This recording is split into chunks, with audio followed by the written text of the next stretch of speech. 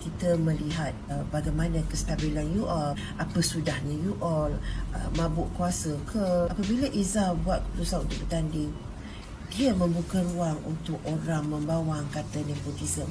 Walaupun you all ahli politik faham bahawa she got her own trade in politics, so it is not nepotism actually kan.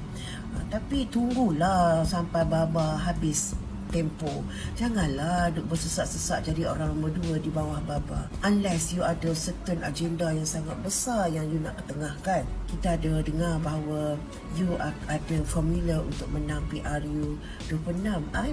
Kata formula ni pun I naik belum umur because kita dah tahu dah Rafizi is juara formula. Sekarang satu lagi Mina formula pula.